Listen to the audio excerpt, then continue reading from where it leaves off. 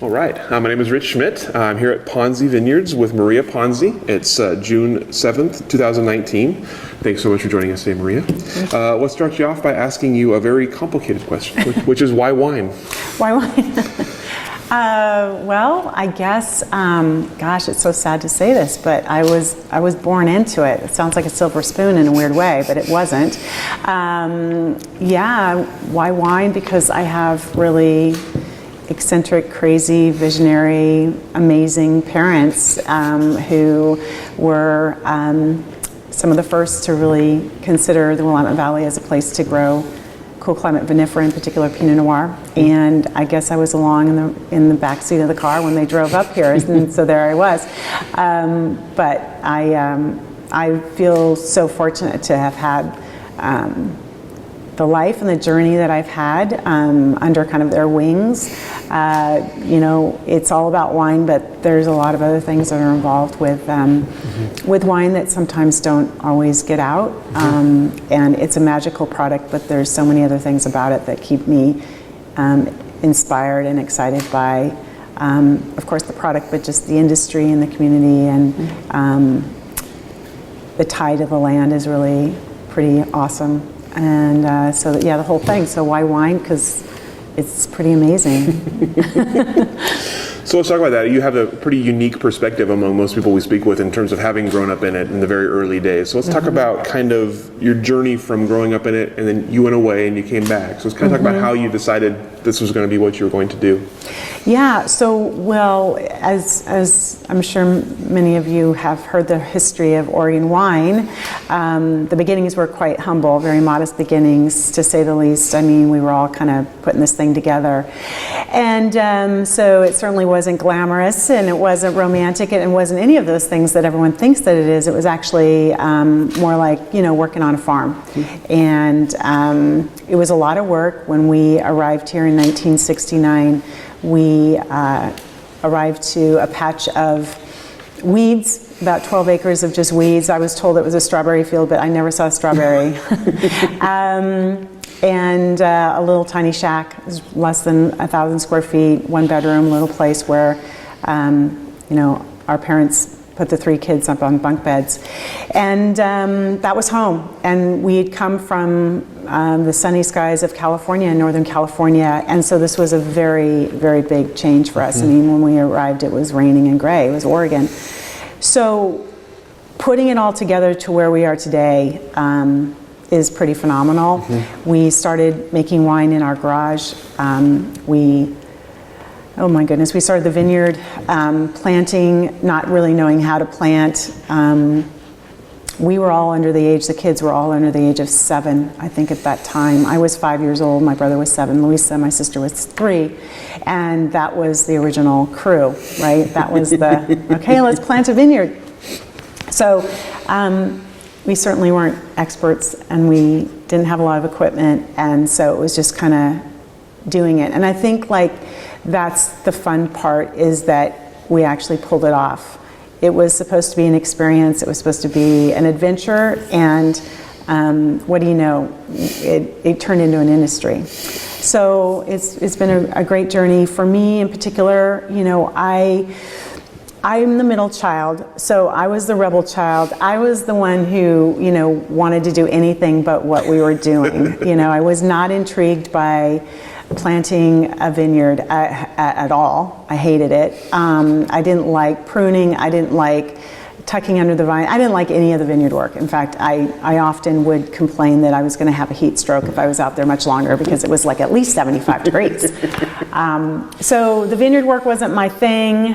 And then when harvest would come and time to be in the cellar, that didn't suit me either, because that meant being in a dark room and cold and wet and sticky and schlepping equipment, and it was just like messy and awful. So that didn't suit me. So it wasn't a place I wanted to be. The only part that intrigued me ever so slightly was when I would hear my mother late at night on the typewriter.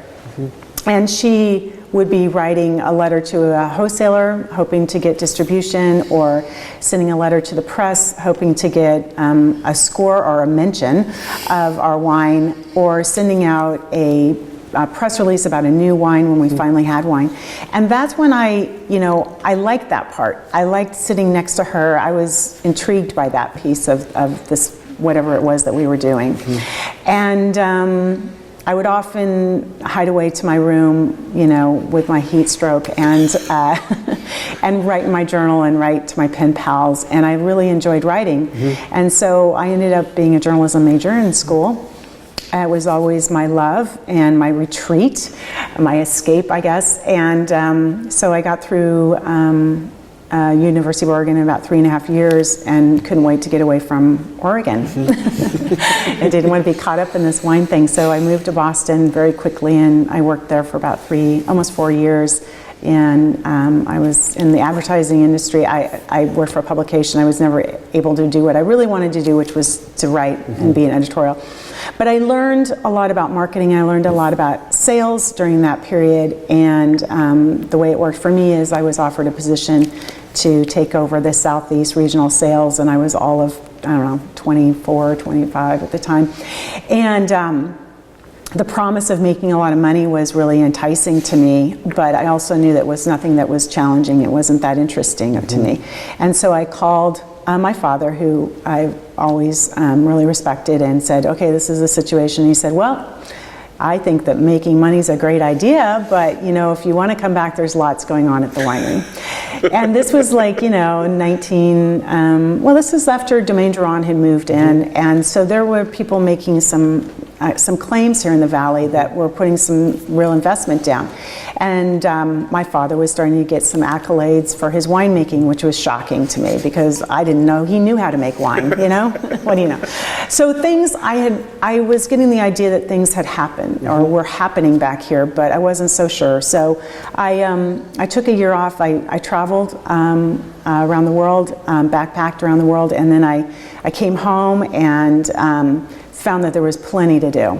And so my mother was really gracious and kind of started passing along a lot of what she had been doing, which is the marketing and the sales and promotion. And so I really found my place. And it's been just like super fun ever since. I mean, it's been really busy and never stops, but I found my way. And it is a little bit of a different path. I know that when people think about wineries, they think mainly about viticulture and winemaking, but there's this whole other piece of it, and that is often not talked about. It's not quite as sexy, perhaps, but it truly is essential if you are going to have a sustainable operation and allow people to make wine and allow vineyards to grow and do all the things that we do, which is to be sustainable and thriving. So the marketing component of this operation has always been really very important to our family and to our business, and I think ultimately to the industry. Absolutely. Yeah. So before we go forward, I want to back up just a second to you talk about, you had some great memories there of growing up on the vineyard and trying to avoid it as much as possible. I'm curious if there's any kind of specific memories you have of moments early on in Oregon wine that were something that happened that you remember really well, or snapshots. Just a lot of long hours, in the dirt and the dust, and then rain and mud. There were so many things. It was planting the vineyard. That took a long time. Putting little, for a kid, it's like a little twig, and they're considered precious, and they're from California, and it's all this important material, and it's like, whatever, it's a twig, and you throw it in the ground. But yeah, I mean, I think for me, and probably for my siblings too, it was a bit of a shamefulness that we had, because we had a vineyard, when we planted the twigs, the cuttings, we would cover them with milk cartons, And the milk cartons came from the Alpenrose Dairy, the local dairy. We got a great deal. Like everything that we did in the early days, everything was on the cheap. Everything was, can we get a deal on this? Can we get a deal on that? And of course, sharing all the material, sharing the bean poles, sharing the cartons, sharing the glue pellets for our labels. I mean, we shared everything. Somebody would buy it and then we would share it, and because we didn't have resources and we didn't need a lot. But so we would put these milk cartons over the little baby plant to protect it from the sun and the weeds. And so our vineyard was situated so that it was out in front of the house, but beyond it, about a quarter mile, is where we would get on the school bus. And so when the school bus would come, they'd look back, the entire school bus would look back on this crazy piece of land that was covered in milk cartons, And this is in a time when planting a vineyard is crazy. Wine is something we don't talk about. Wine grapes is nothing. Grape growing, these are terms that are not common words, okay? So when you get on the school bus and they say, what are you guys doing with all those milk cartons? And the response is, well, my parents are planting a vineyard, they want to make wine. You're laughed at, you're ridiculed, because, and especially for us, we were in an agriculture area known for, hazelnuts and berries and apples and real crops, legitimate agriculture. So there was a lot of, we were ashamed for a long time. And I was a very shy person, and I just wanted to just disappear. So I don't know if that's really about vineyard, but that's certainly what it was like to grow up. I mean, that was what it felt like to be a kid. And we were never Girl Scouts. I never was able to be a cheerleader. I couldn't do any of the things that I wanted to do. My mother allowed me to get involved in school politics. So that was an approved extracurricular activity. I think back now, she probably had a reason for that, but I'm sure she had a reason. But I was not allowed to go, be in any kind of sports or athletics. I mean, we were at home working. They needed us. It wasn't as if it was just for fun. They actually needed us. They needed our labor, and so that meant every weekend. Summers, we didn't go to Disneyland. I heard about Disneyland. I heard it was a really cool place you could go, but we were never going to go to Disneyland because that was the busy time before harvest. That's our busiest time in the vineyard, so that's where we spent our days. But we watered every little plant for years, getting the plant started with a garden hose from the house, and everything was hard. I mean, my dad was hoeing because, he wanted to be an organic farmer. So he would be out with his hoe and hoe around 12 acres is a lot, and to do one by one. And my mother was really the crew when we went to school, and my father took a job teaching school. He taught mechanical engineering. But so my mother was the one who would have to really do a lot of the vineyard work while we were all at school. And I mean, it was an acre that would have been fun, maybe, but to do 12 acres, that's labor. And we had to make it work because we had invested in it. They had invested in it. We planted in the first little nursery around 1969, established the vineyard in 1970. And by 1974, we had our first vintage. Well, that's great, but we can't sell most of that until 1976.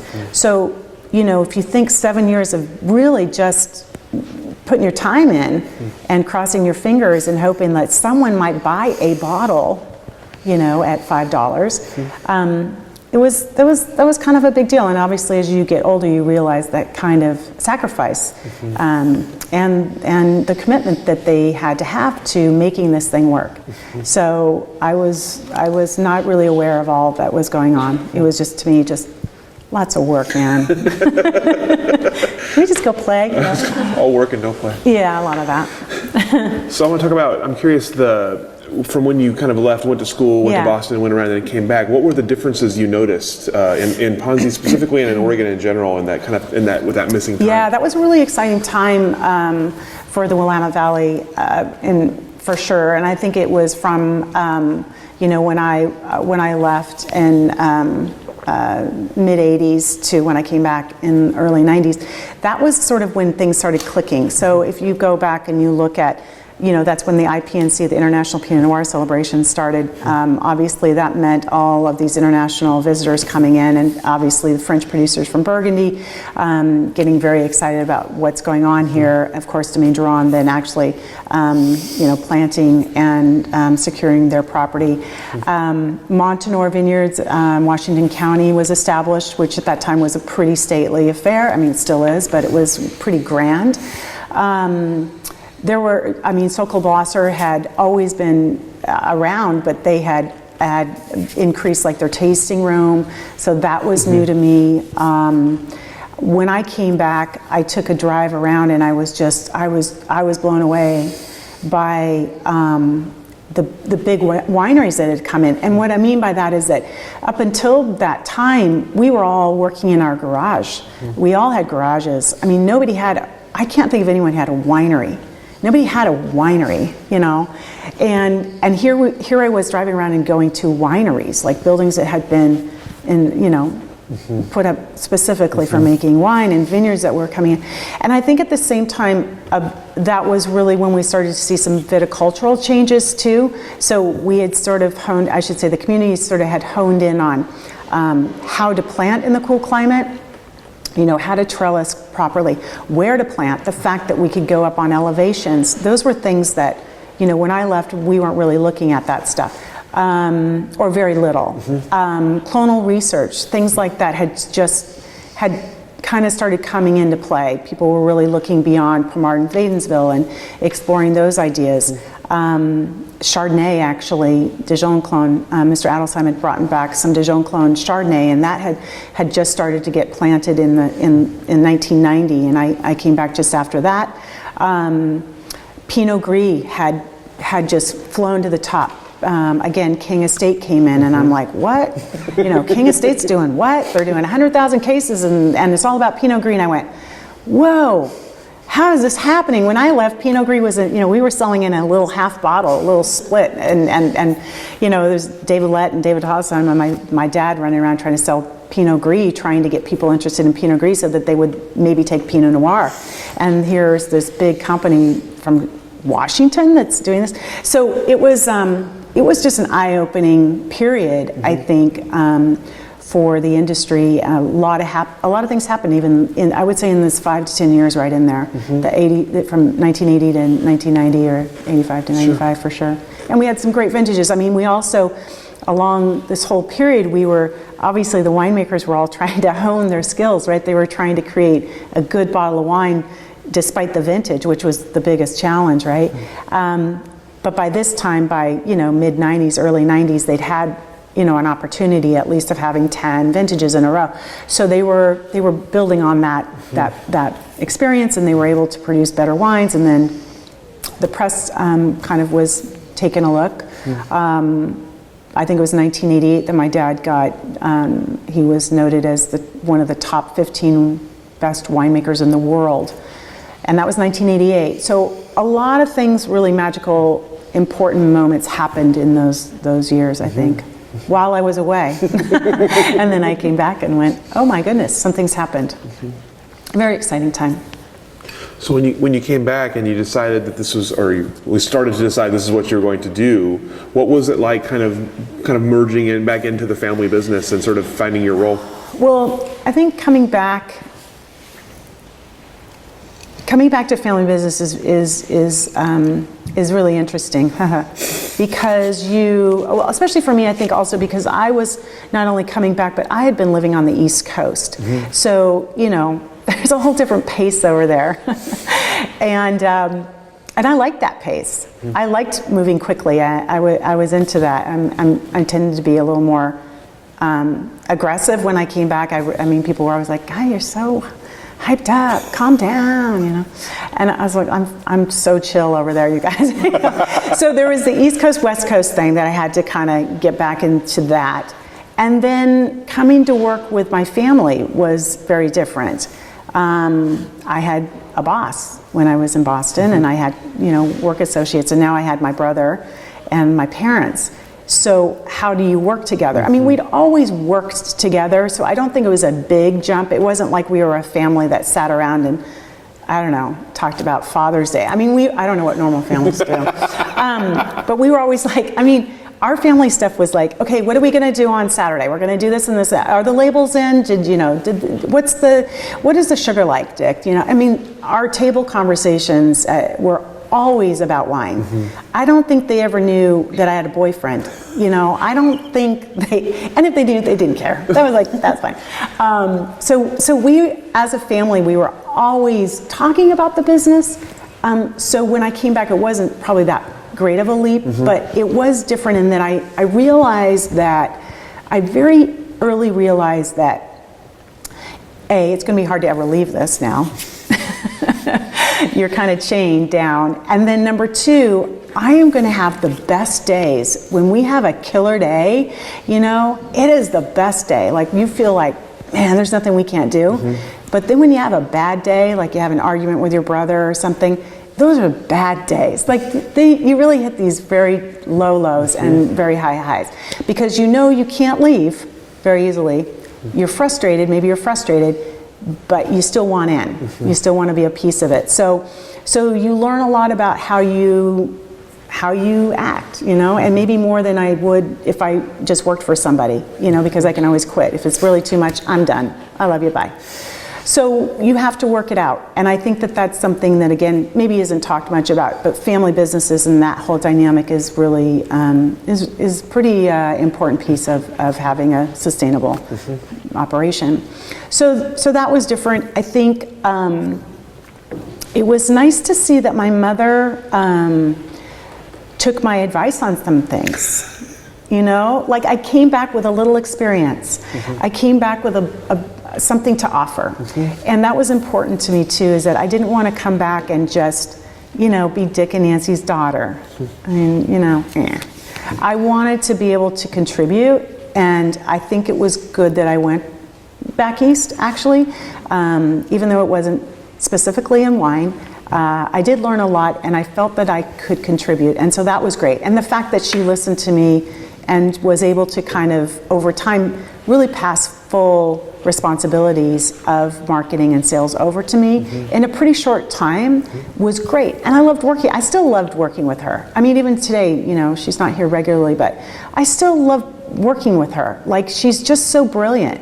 And my dad's the same way. And I think that's why probably this winery has survived into a second generation, because of Dick and Nancy, who were just so willing to share their information with us and really wanting to share. They wanted to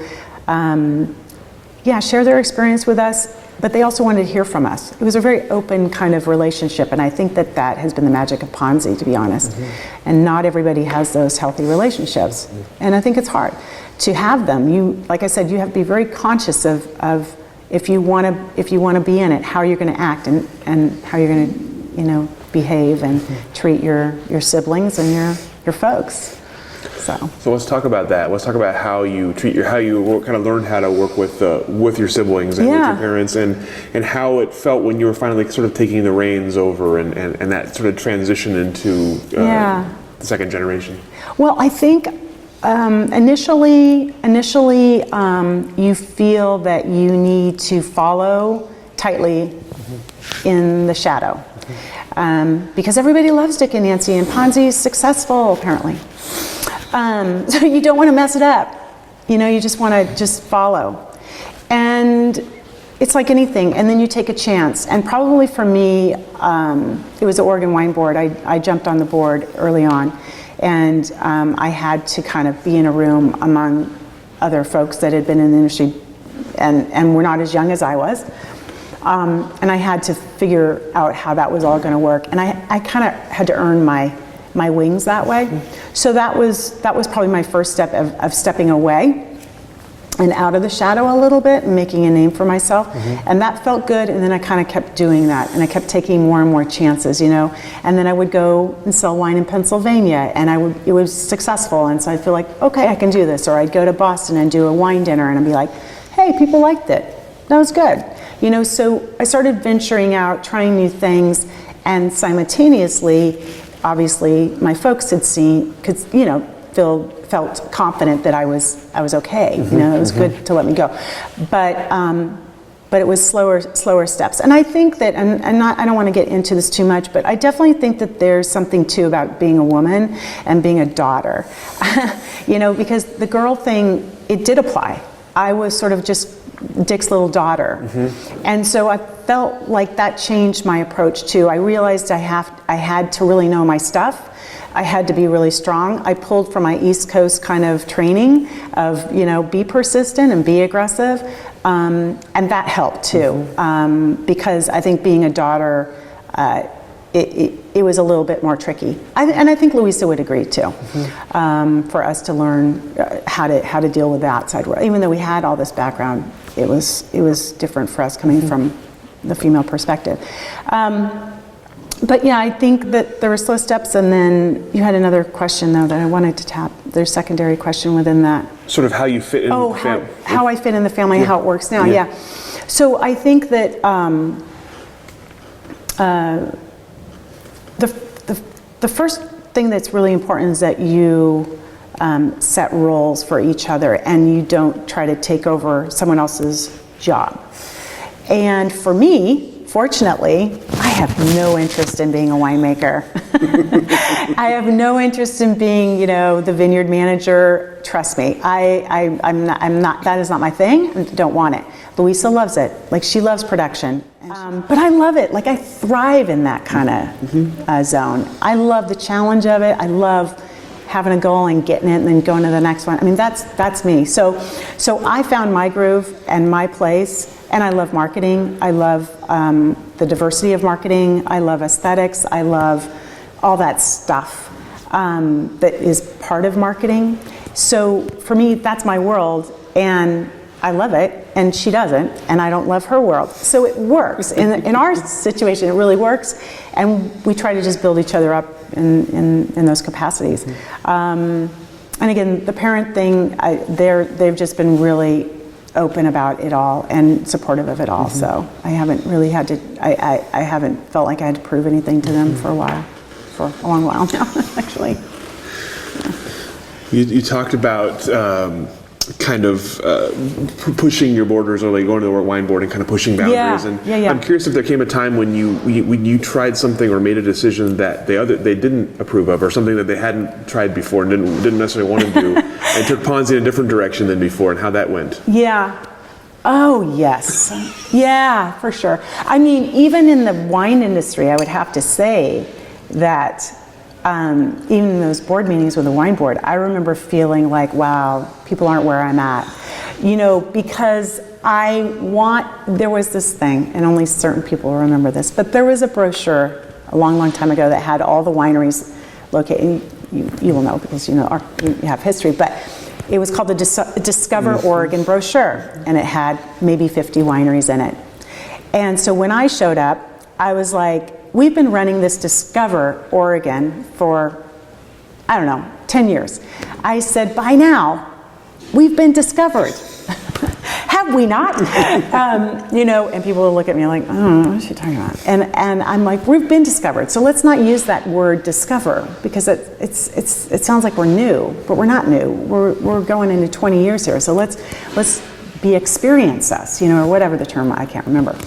But I remember kind of feeling at that moment like, I don't know if everyone's on board with me. I'm tired. Like, I feel like we've been doing this forever, but maybe not everybody's where I'm at. So I had to settle back a little bit and realize that it couldn't be my way, especially in that venue. It was a board decision. At the winery, there was a moment where, there was a few, and there have been several actually. Now that I think about it, but when Louisa came back in '93, she and I decided to do something fun with our wines. We felt our wines were very traditional, and so we created this ice wine, and it was a sweet wine, and I wanted to call it something funny, so we call it Vino Gelato, which was frozen wine. It's a really silly name, but we're still selling it. And it was Riesling, and it was from the estate, the original plantings of Riesling, and so that was a new product we came out with, a new wine we came out with. And then the wine bar, that whole idea, the concept that we created in Dundee back in the 90s, that was really my brainchild of I wanted to, for marketing purposes, I wanted to be on Highway 99 because here we are tucked back in, Washington County behind Beaverton, and there are no wineries here, my friends. It's like maybe Nike, but there are no wineries. And I wanted to be on the route, right? I wanted to be by Sokol Blosser. I wanted to be by Domaine Duran. So the idea of building something along the highway came to me. We didn't have much wine. So the idea was maybe we can do a regional wine bar where we can bring in some of the smaller producers and showcase their wines as well as ours, because we couldn't just be a Ponzi tasting room. We didn't have the volume. And then the idea of having a regional taste or restaurant was part of that concept, because and this is like 1998. So up until this time, there are no restaurants, and really McMinnville has Nick's, but it's pretty limited as well. And I felt like, again, maybe being a little ahead of it, I felt like the wine travelers need a place to have lunch and dinner, and not try to find a place and not go to McDonald's every time they come down here. So that was a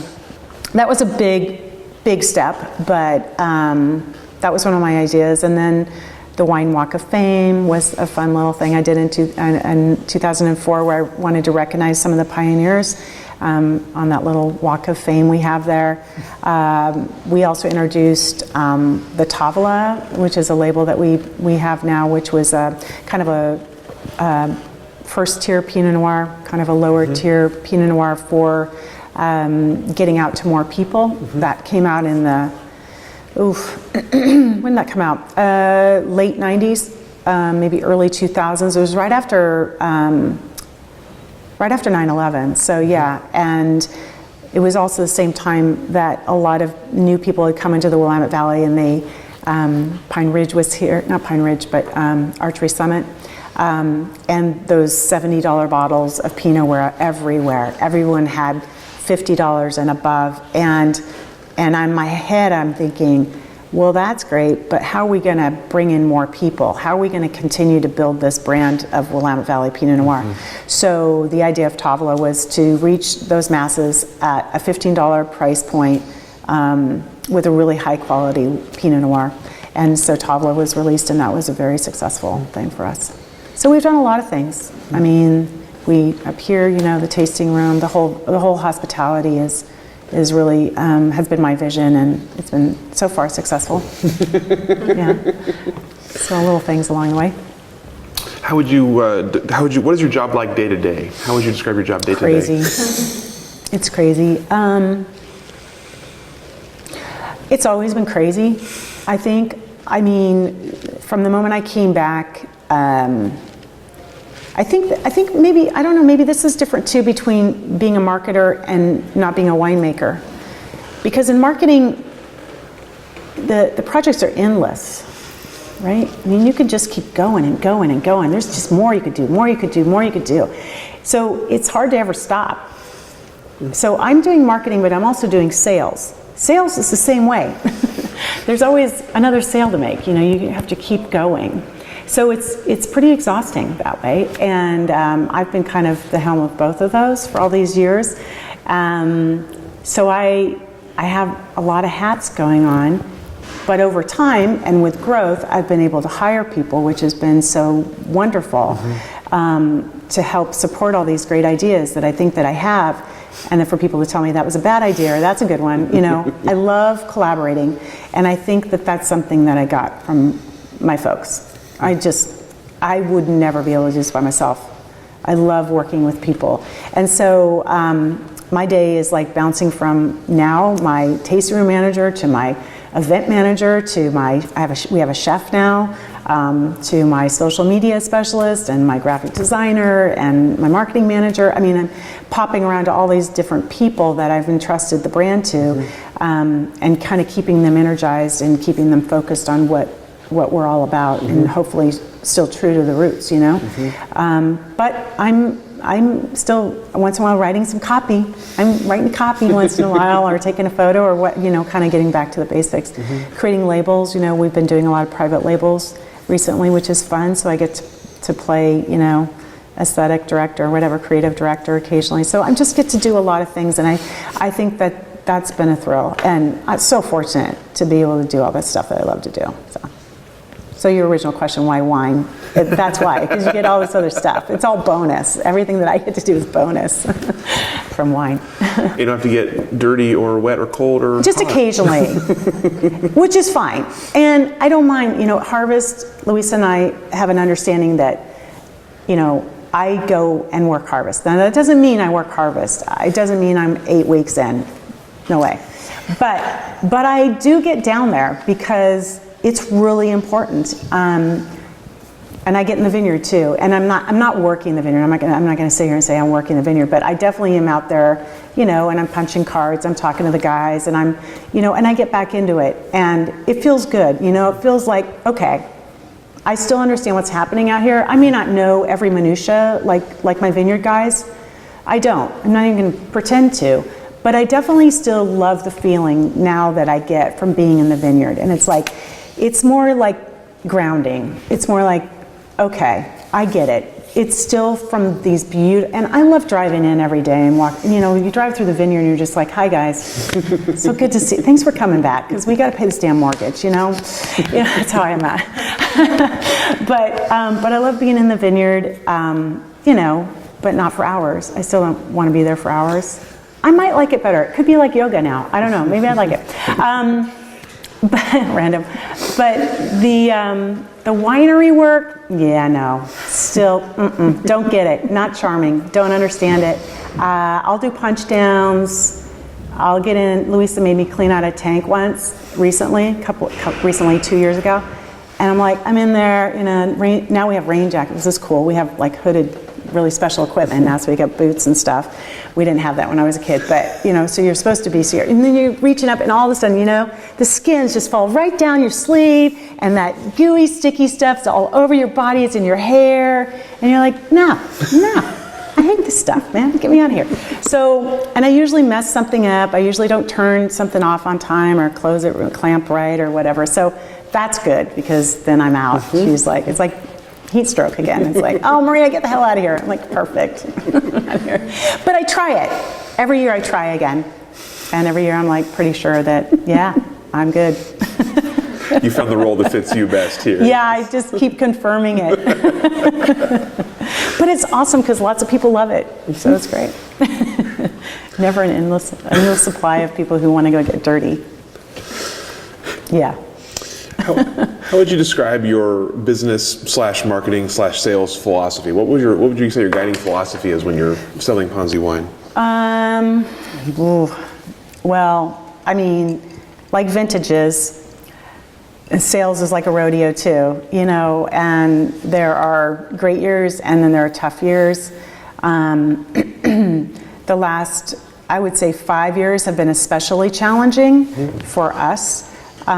Just because of all the influx of new people in the industry, which means, and not just here in the Willamette Valley, but just new to the category of Pinot Noir, because you have to understand, when we started, nobody knew about Pinot Noir. So now everybody knows about it. So the floodgates are open, and so the way that I may have marketed in the past and sold, I've found myself changing slightly. And I wouldn't say in a way that I prefer, but we live in a world that is highly competitive, a marketplace that is all about consolidation and mergers and acquisitions, and bigger is better, which is absolutely in conflict with my philosophy and our family's philosophy, and I would have to say probably the original community here. But yet it is what it is. And if you want to be here, and you be here meaning you want to be a family-owned, operated winery, you have to kind of play around with the sharks. And so I found myself having to do things that I don't want to do. I mentioned private labels. I really don't like doing private labels, but the world is where it is now, where it's very hard for me to sell some of our larger volume wines unless we partner with them in doing private labels. I used to, this is so funny, I used to invite buyers to have dinner, to build a relationship. And now I'm being told by certain buyers, big buyers, if you want your wine to be sold here, you need to host a dinner for us with X amount of guests at X amount of cost. See, that seems backwards to me. And that really hurts my heart. Because I don't want to play like that. I don't want to play like that. I feel like I have a really beautiful product and something that should be enjoyable to everybody, and yet I'm up against this other stuff now. So I haven't quite figured it out, but I would say that I really preferred sales in the 90s and the 2000s when it was, let me tell you our story. Let me share with you what it is that we do and why this place is so special and why this wine is so special. And then maybe we'll talk to you about why my brand in particular is special. But it was always really about selling the valley. And it was about selling Pinot Noir from this place. And now it's like, it's a little bit ugly. It's a little uglier out there, but here we are, and we've provided a great life not just for ourselves, but for all these people who work with us, including our amazing vineyard crew that I care very much about. So I have a responsibility as a business owner now. That's the other hat, right? That I have a responsibility to think of ways to be creative and maintain this, for the future, and my kids too. So I may not like it as much, but I have to figure out a way to do it and still get some enjoyment out of it. So I'm working that balance. I'm working that balance. I think that's why this place, developing our new winery property, was really important to me, and also to Louisa, so that we can stay true to our roots here at least. So we can go fight the battles, elsewhere, but at home, we're going to treat our guests really well. We're going to have great wines here and do things the way we feel like we really want to present them. So we have a little claim now here to do that. So let's talk about that, the new building. Well, not as new as it was when I was first here, I guess, but newish building here. Talk about the impetus to start it, and you talk about this is your design in a lot of ways. So what were you going for, and what was the hope, and did you get there? Yeah, super fun. So I remember the day very well. I was in my office down at the original property, which was actually the old TV room of the house. So my first office was on top of the garage in the broom closet, seriously, a real broom closet. It was small. And I was there for a long time. And then we took over the family house, and that became our office. And then we finally, had this moment, and it was my brother who came in the door, and he said, we got to talk. And I'm like, what's going on? And he's like, well, Louisa's making like 20,000 cases, and we can't keep making wine like this. It's crazy. She spends more time figuring out logistics. We're still in this tiny little garage. It's a great garage for 3,000 cases, but she's doing 20,000 cases. And I'm like distracted because Maria's got always too many things going on. And I said, well, what do you mean? What are you talking about? He goes, I think we need to make the decision. Either we're going to stay here and we're going to reduce our volume, or we're going to do it. We're going to, take it to the future. And at that time, I had 2 kids. He had 2 kids. Louisa had 2. And then she announced later she had 2 more. So all of a sudden, she has 4. And all of a sudden, I'm like, okay, well, the business hat goes on. How do we provide for all these families, including our folks, if we're only going to tap out at 20,000 cases at prices that are pretty decent, but we probably can't go much higher? So you start working through your business plan, and he was right. It was time to either, this is where we're going to settle in, someone's got to go get another job, or we're going to grow it a little bit. So that was the decision. It was a decision that Louisa and my brother and I made. And the folks were standing by. They were not opposed to it. They were standing by. And but as soon as we found this property, which is just 5 miles down the road on a beautiful hillside, and we told our father, hey, you can design the building, the winery, he got super psyched. Because he's a mechanical engineer. For all these years, all he ever wanted to do was make wines in a really sustainable, gentle fashion, which meant gravity flow. Gentle handling was paramount to him. I mean, he was moving wine in buckets and little vessels and, you know, funnels and just no pumps, and everything was gentle, gentle, gentle, everything. So for him to now have an opportunity to design his dream facility, and the kids were going to take the loan, you bet, you know. So, so that's what happened. So he went to work drafting his dream facility, Gravity Flow, built into the hillside. And we planted out it's a 40-acre piece. We planted out about 20-some acres in vine, but really it was all about having the winery there. We moved up in 2008, had our first harvest here, and I stayed down at the original place for 5 years until we, you know, could get our resources together. There was a little thing called the market crash in 2009, so that was fun. That put a spin on things. But we kind of got through that, and I just stayed put. I was still hosting people down in the original little shack as our tasting room, and bringing them up to the, you know, show off the vineyard, and then going back down. It was a crazy 5 years, and then it was like, okay, it's been 5 years. I need an office, and I want to be up on the hill with my sister because she has a great view and I don't. And we need a new tasting room. So, because at that time actually too, the tasting room we had started to see lines in front of our little tasting room, which was sort of crazy. Wow. But I mean, it was a tiny little tasting room, 800 square feet, and we're next to suburbia. So, so at that point, it was turning to my husband, who's a designer, a design build company, and I said, hey, how about you and I design the next phase? So we built out the offices and a tasting room, and the tasting room was very, very well thought out by me because I had seen decades of tasting, you know, I knew what we needed in a tasting room, and I wanted to push it just a little bit. And so I wanted to create a place where people could sit and soak it all in and look out and get a sense of when we talk about rolling hills, what does that look like? When we talk about diversity of agriculture, what does that look like?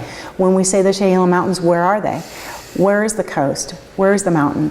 And so to have this amazing view, I wanted to capture that for our guests. I wanted them to be able to sit there, breathe in this beautiful air, and look over the vineyards, you know, become part of it.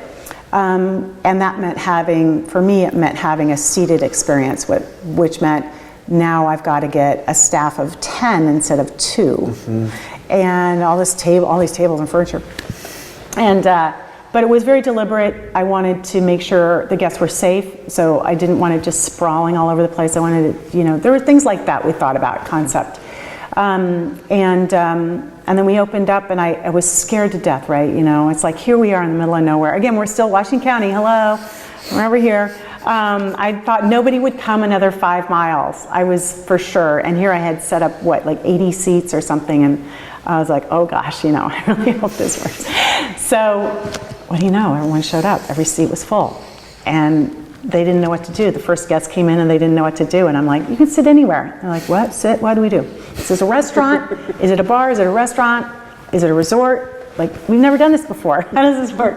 So we all figured it out together, and you know, we dialed it down 3 years later. But it was fun, and it is fun. I love it. I love that people are really able to get the full story now. You know, it's not just stand up at the bar, have a couple, you know, sips, which is what we always did for all those years. 40 years actually, that was our tasting room bar, was stand up, taste, buy, and, you know, go. And while my mother thought it was a brilliant business plan, because you don't have to have all that furniture and you don't have to have 10 staff people. But I felt like the Willamette Valley was ready for something better. Like I wanted to elevate their experience, the guest experience. So that's what happened there. And it's been going really well. And then 5 years later, I was like, hey, if things are moving in a good direction with that, I would like to pop out a little event space so that we can have dinners and do seminars and like take it to the next level and really do pairings and really celebrate this whole bounty of the Willamette Valley again. And we're doing it, and it's been great. And we don't use the space all the time. And no, I'm not about weddings. I mean, we do maybe a couple weddings a year, but It wasn't about weddings. It wasn't about that. It was about, well, you can make a lot of money doing weddings, by the way, but that was not the concept. The concept was, let's have a place where we can really show off. Again, it's always been about the valley. It's always been about the Willamette Valley and the agriculture here. So how do we do that? And now we have this place to do it. I mean, 2 weeks ago we had, this is sort of a dream. We had 25 culinary students from Denmark come out. Half of them are, quarter of them are somms, some are servers, some of them are chefs. They put on an amazing Nordic dinner for us.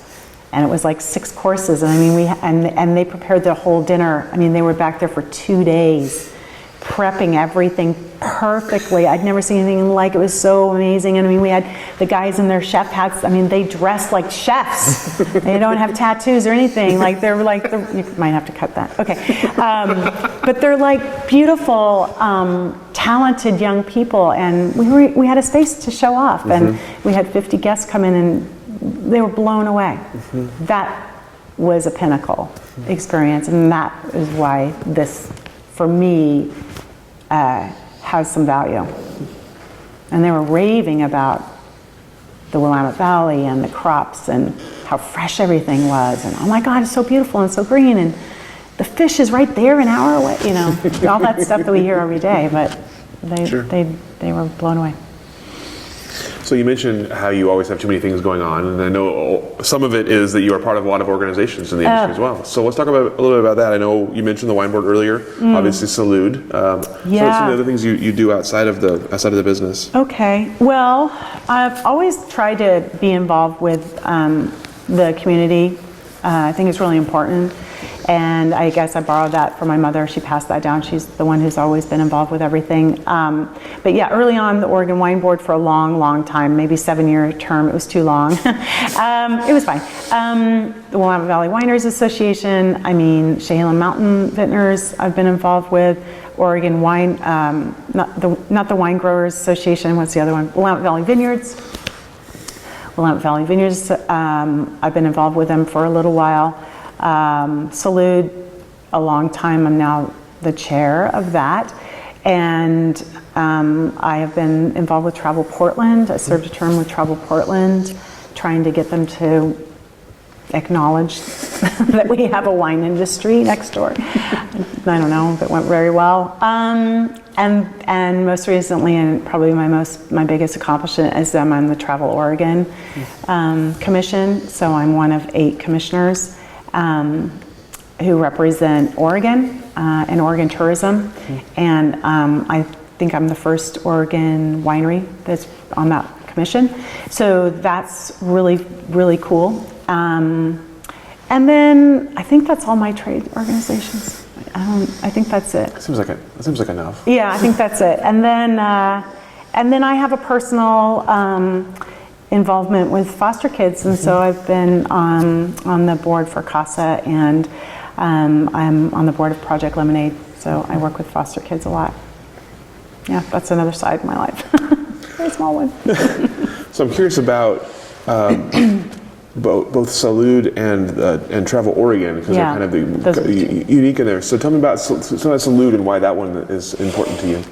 So Salud, I think it's 2001 started. I'm not sure on my date, but that was kind of an idea of my mother's, that she, in talking to some of the doctors here in Hillsborough about the fact that the doctors love Oregon Pinot Noir, love our wines a lot, and there was just a simple dinner conversation about the fact that one reason the wines are so great is because the high quality requires people in the vineyards, and the fact that unfortunately they don't get health care, they don't have medical services provided to them, and Hillsborough being a large community of Hispanic people, the doctors said, why don't we work together and create something where we can give back to this community that you guys need and that I provide with for. So Salud was born, and it was also a little bit of a nod to the Hospice de Beaune in Burgundy that they have every year, which again, it was almost the same kind of concept where there's a a very lavish auction where the proceeds would go back to the local hospital there. From all, and the cuvées were made from some of the best domains in the neighborhood. So that was kind of the idea behind Salud. It was born, and I think we started with 15 wineries, a little bit like me opening the tasting room here, like not sure if anyone was going to show, right? Because it's a fundraiser for a very small group of people. It's vineyard workers, in Oregon. It's not like taking care of foster kids. It's like a little group. But because I think, probably because the quality of the wines was so high and the quality of the event was so high, it really started to attract big buyers and a lot of interest. And so it just kept growing and growing. And the idea was, in terms of providing services, is that there would be mobile vans that actually come to the vineyards themselves. And that was, I think, really an important part of the program as well, that we weren't asking people to come to a clinic where sometimes there's intimidation, concern, all those things start to get involved. And, over the many years, we've really been able to provide so many services to not just the vineyard workers, but now to their families. And interestingly, we're under second generation now, so a lot of the workers, kids who have been cared for through Salud services are now working either in the vineyards or they've gone on to do something else, and they're involved in donating to Salud. They're buying. So it's something that has become sort of a part of our foundation, of this industry, of this community, I should say, because we are so dependent on those people to be working in our vineyards. Labor is paramount for the quality of wines that we're making. We have felt that labor is becoming an issue. I'm sure that you've been hearing that around the valley. And so providing these services now is more important than ever before. For sure. So Salud is something that's near and dear to the family and to my mother in particular, but passed along to me, I think. So yeah, Salud's important. And then I guess the Travel Oregon piece is just an opportunity to learn more about what the rest of the state's all about. I've been pretty focused on this valley my whole life. So actually this weekend I'm going to Joseph. And it's going to be so cool. But I'm hoping that I can bring the message of how important it is to care for our land, to the travel experience, and to tourism, and to maintaining all this beautiful land that we've been able to preserve for so many generations. I'm hoping that we don't attract so many people to this state that we lose sight of, again, the pillars of this state, which is to maintain its green and the forest and the sea and the ocean and all those great things that we count on, the mountains. So that's my message for Travel Oregon, and also just to continue to tell the story, my Oregon wine story, which is always about stewardship of the land and how to create a business that can be great for many people, not just for your own self business, but for the people who work for you, but the community that you work within. But then it can also be sustainable for future generations if you do it right, so keeping those things in mind.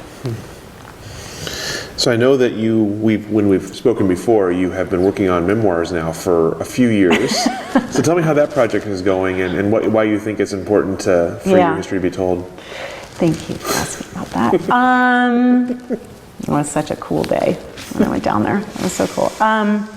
Well, reality is I have completed a manuscript, for better or for worse. It's a closed deal, and I have been working with an editor, and I'm sending it out to a publisher over the next couple of months. Awesome. I'm working on that right now. My work has taken on many paths. Originally I wanted to just profile, the pioneers. I'm just still in awe of what they did here. Like you, I'm sure. And I want to make sure that their story's told. And so I did these interviews many years ago with some of the, about 25 of the original pioneers, many of them who are no longer in the industry anymore. They've moved on. And I had their stories, and I was just going to do a journal story and just like profile each of them and be done with it. Be done and do my job. And then I met somebody who said, I don't find that very interesting. I think that you should make it more interesting to more people. Why don't you put yourself into the story? And I'm like, well, I'm not interesting. So that's like, there's no there's no drama here. So it's not going to be a great book. But a couple other people kind of convinced me to try that hand, which was a whole different way of writing, by the way, for me, because I was very much like journalism writing, and now I had to like build scenes. And I'm like, well, how do I do that? So anyway, it's sort of taken its way into a memoir, which is really weird because I still don't think that I'm worthy of a memoir. But the intention of the memoir is to shed light on the story.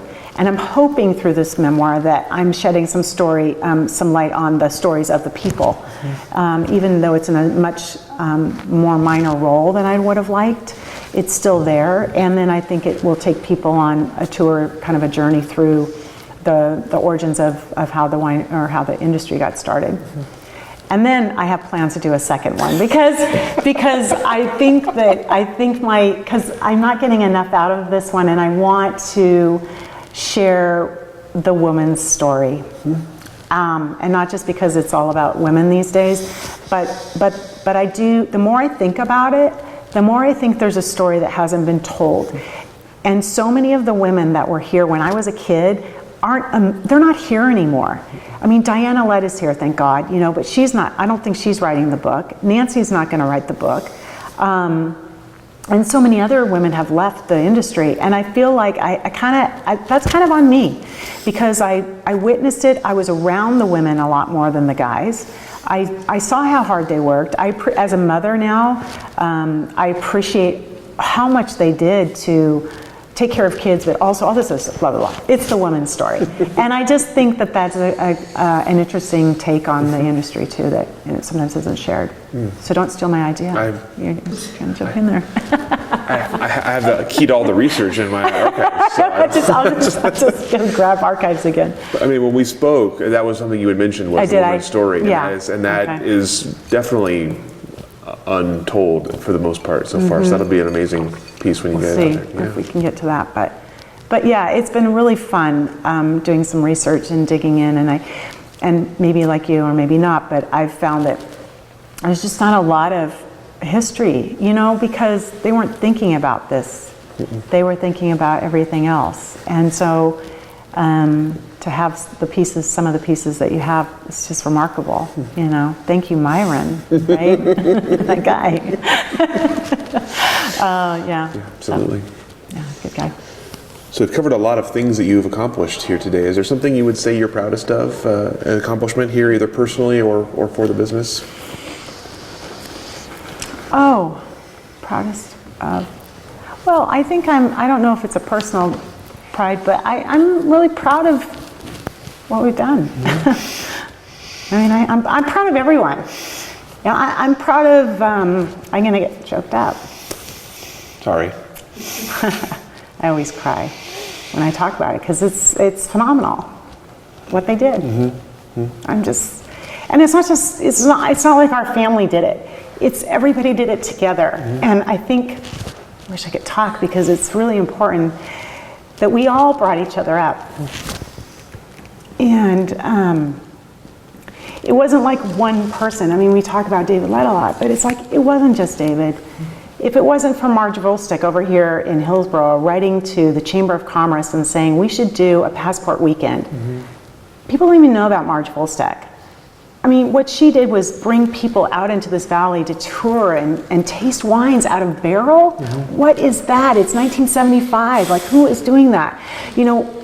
Her idea. And then there's like this other gal, Corinne Gross, who passed away, unfortunately. And she would have dinners at her place, and she was trying to teach people about food and wine and how the wine really works with the food. I mean, that all these little things that we all did, and Myron running around and finding glue pellets for us all the way over here in Washington County and running them over, and like us taking the disc over to Adelsheim or Erath. I mean, we did it together.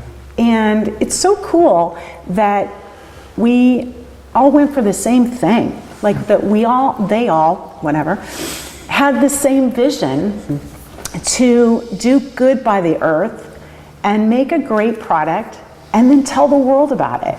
And nobody was selfish. Nobody, in those early days, it wasn't about them. They wanted everybody to know what we were doing here. And what a beautiful thing that they wanted to share it with the world. I love that. I just love the story. And that's so, yeah. So I'm proud of everybody. I'm just lucky I was just in the station wagon in the back seat, coming up the road. All right, I got to have fun with it. So I feel lucky. Yeah, it's definitely a great story. That's what keeps us all engaged in this, of course. So yeah, well, we're believers. You talked about sort of being in a struggle right now with kind of figuring out marketing and sales, and kind of finding your niche. So what do you see as you kind of look into the future for your role in the next 5-10 years and sort of finding your place? A lot of strategic planning going on right now, how we move forward.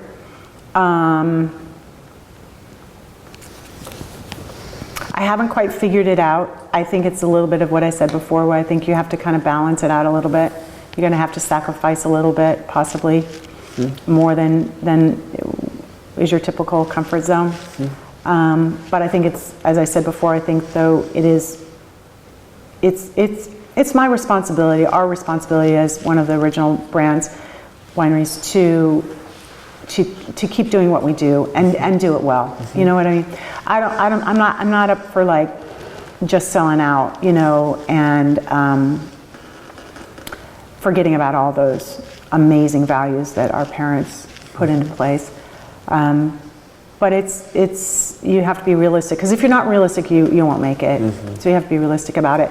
One neat thing that we just started, I guess this was my idea too. It's kind of fun. I keep thinking of things that I did. Is we created the 2GV, which is second generation vintners, which is myself and Louisa and Alex and Allison Blosser, and then Adam and his sister Anna Campbell from Elk Cove. We all got together. I guess I called Allison once, it was a couple of years ago, and I was like, hey, I'm really confused. I don't know, how do I hire a chef? I think that's why I called her. But anyway, we started having a conversation. I said, God, we should talk more. And, because they're really sort of on par where we are, working with a sibling. I mean, they're larger than we are, but still on a volume scale. They grew their tasting room. We had a lot of things in common. And she said, we really should. And I said, what do you think about bringing in Adam? Because he's he's way over here in Forest Grove, He's dealing with a lot of the same things. We're international, we're distributing all over the place, all this kind of stuff. And so we sat down with our siblings, and we had the best 2 hours. We just had lunch together, and it was just like, wow, this is great. And it hit me, this is what our parents did. Sat at a table and we started sharing ideas, and we're like, oh, I get you. How do we do this? How do we conquer this? I'm good at this, I'm good at that, I'm good at that. And we started doing that every 6 months, getting together and realizing, all of us were realizing that we look forward to those meetings. Like, we don't look forward to any meetings really anymore, but those ones that we were like, okay, we're going to be at Blosser's on Tuesday. So then we were sitting around, and Allison said to me, she said, I think we should make a wine together. And I said, you're crazy, man. I don't want to make another wine together. But so we made a wine together, and we made a cuvee, and we each winemaker shared one of our family estate, the fruit from family estate was shared to the other winemakers, and they each made a cuvee, and then we did a blend together. So 3 different AVAs, 3 different winemakers from 3 family vineyards, And we crafted a single cuvee, and we call it the 2GV cuvee, Pinot Noir cuvee. And it's all going to charity. We're selling it some in-house, but mainly it's all going to charity. But it's really an opportunity for us to tell the story of the second generation and talk about the roots and talk about this is the Willamette Valley. This is the true Willamette Valley. Like this is the origin of it. And we are having so much fun hanging out together. And we went to New York and launched it and had a press release over there, media release over there.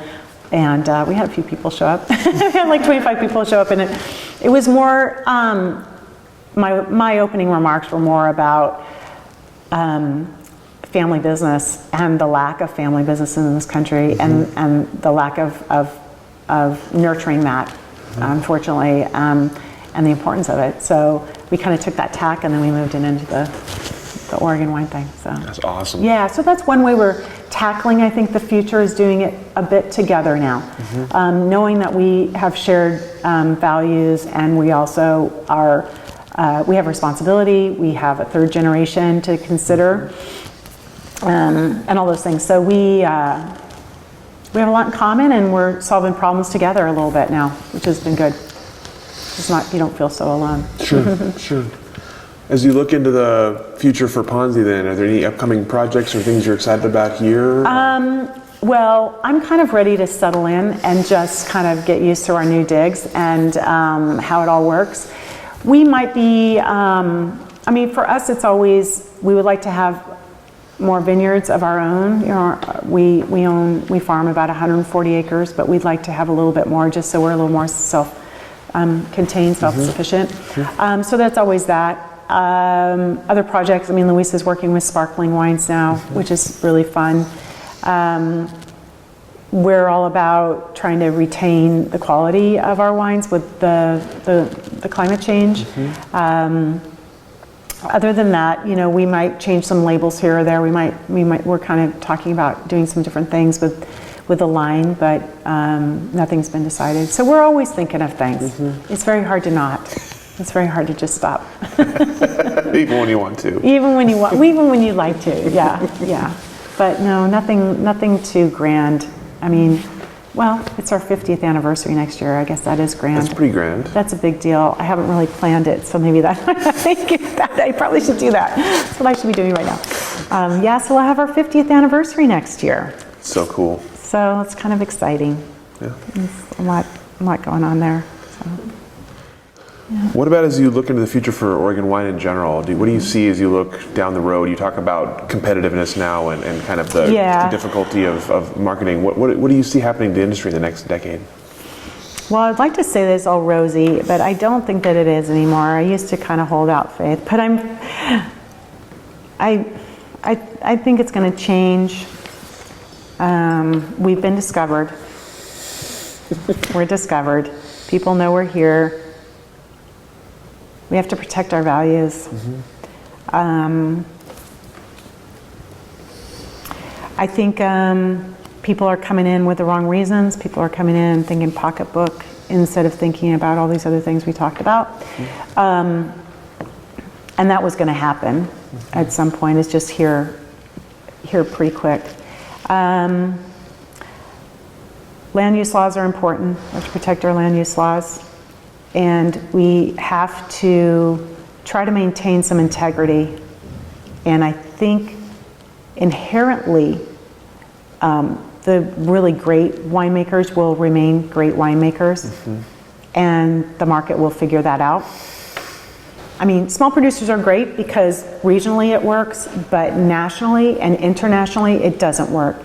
And so my concern has always been this, that we have so many small producers that we can't keep telling the story if we're all too small to get out of McMinnville. I mean, you know what I mean? Like, we have to have big wings, and that's why Blosser has been so great.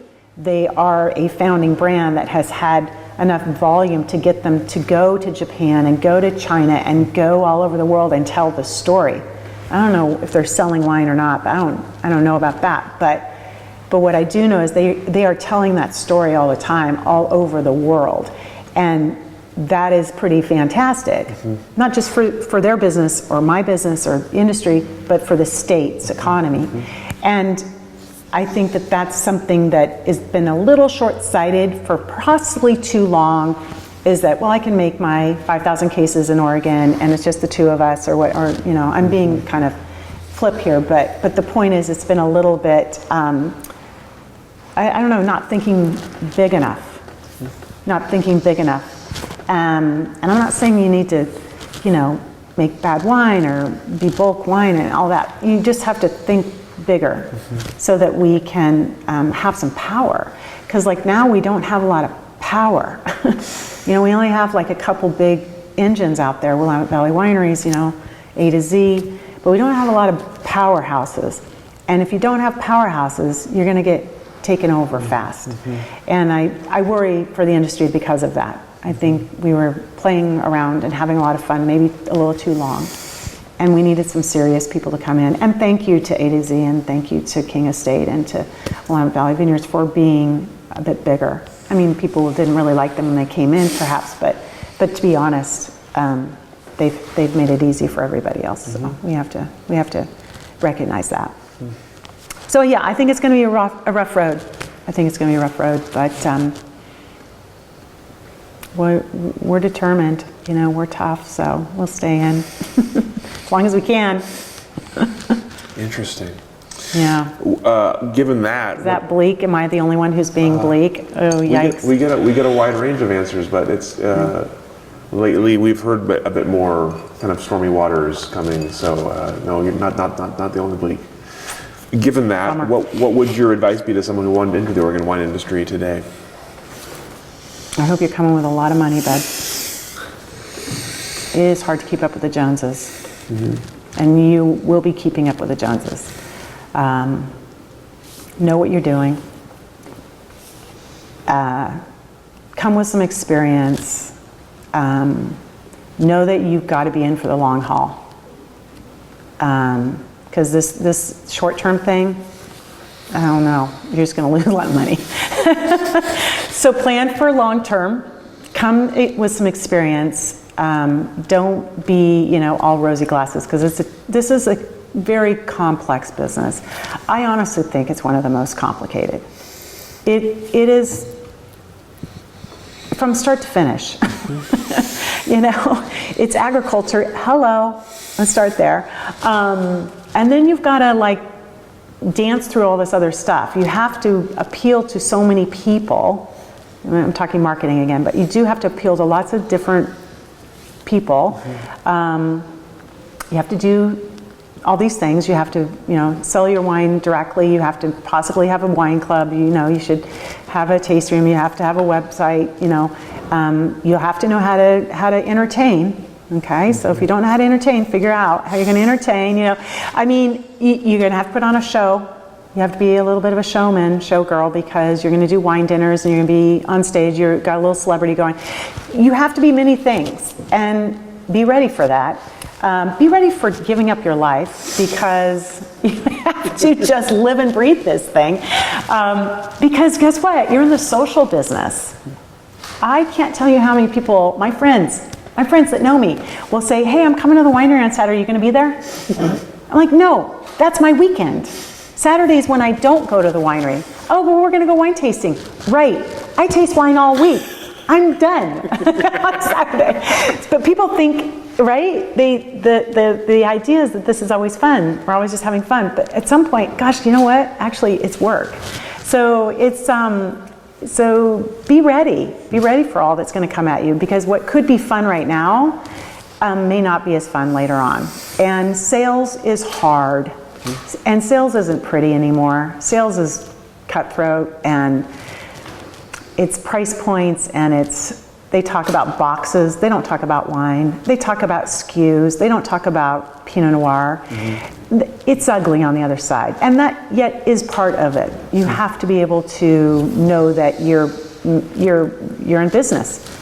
I think just know what you're doing. I think it's interesting. A lot of people come in this industry without any business plan. I'm always blown away by that. I think my mother always says, we must make it look so easy. And I'm believing that now. It's like, oh, all these little cute little families, they managed to do this whole thing. It must be so easy. They have no idea. But I think like come with a plan. Well, that's all the questions that we have. Okay, Thank you so thank much. you. Is there anything we didn't cover that you'd like to talk about at the end here, or anything else you'd like to mention? No, I don't think so. You guys got it all. You even made me cry. That was really good. You nailed it on that. I always cry on that one. No, just thank you. Yeah. I mean, thanks for your interest. It's great. I hope you continue to do these interviews and talk to lots of people. Us too. Lots of different components to this thing. So. Well, thank you so much. Really appreciate Pleasure. your time and your answers, and Sure. we'll let you off the hook. Okay.